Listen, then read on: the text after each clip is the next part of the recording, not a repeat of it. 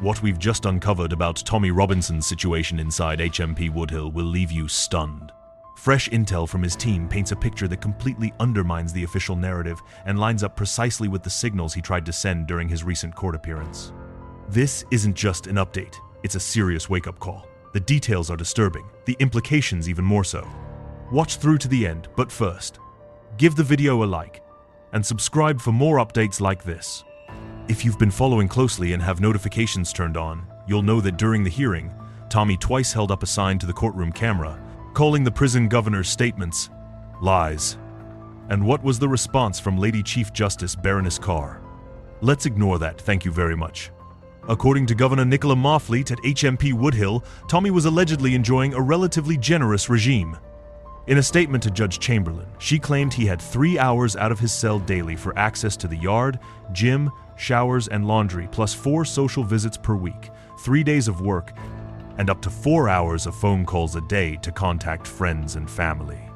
But Tommy's team insists that this is far from the truth. They confirmed that he had no access to the phone at all on Thursday, Saturday, or Sunday, not a single call.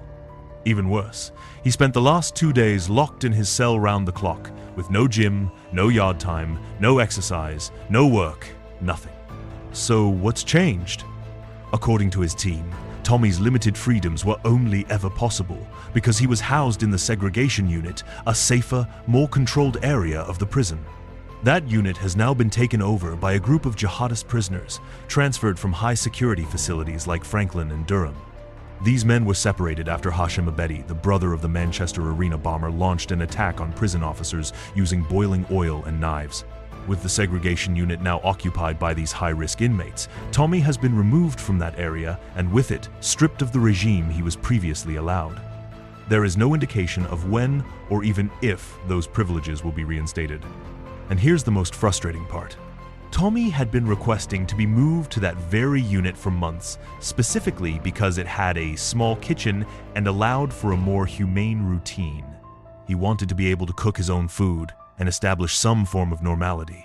That request was denied time and time again, supposedly due to ongoing renovations.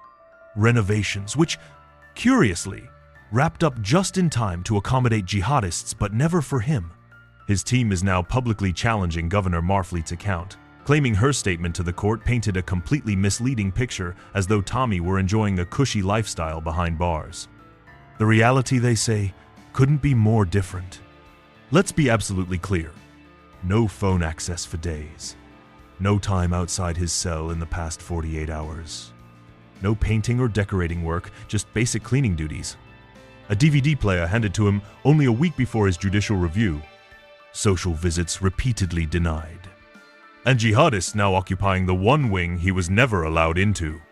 All of this is taking a serious toll on Tommy's mental state. His team reports that he's growing increasingly distressed, not just because of the harsh conditions, but because the court is being led to believe in a fantasy, a version of events that simply doesn't exist. They're calling it what it is: distortion, dishonesty, and a fundamental failure of leadership at HMP Woodhill. This latest update makes one thing crystal clear. The official reports being handed to the court do not reflect Tommy's day-to-day reality. His rights are being ignored.